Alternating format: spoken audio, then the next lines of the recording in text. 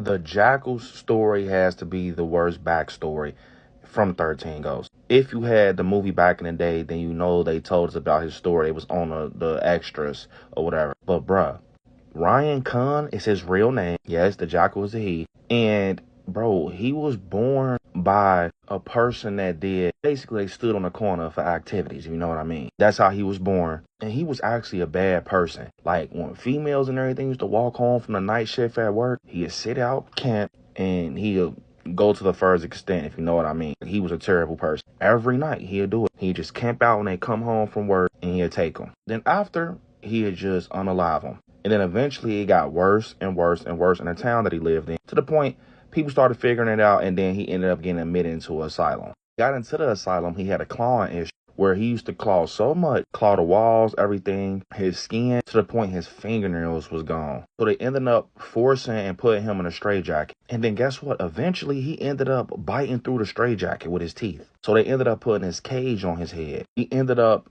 really hating being around people, any form of contact. He just wanted to be by himself. Anybody that approached him, he was very nasty and mean. He ended up actually taking out a nurse in the asylum. And then they ended up putting him in the basement of the asylum because he was that wild. Like, nah, just put him in the basement. And then one night, the asylum caught fire. They got all the patients out of this burning asylum, running out this building.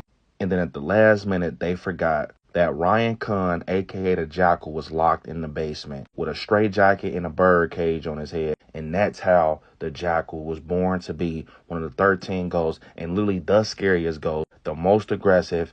And yeah, that's actually crazy, bro. So he was wild before he was a ghost. That's why he be tripping like that. Let me know if y'all want a deep dive for the other ghosts, like a deep dive. Let me know in the comments.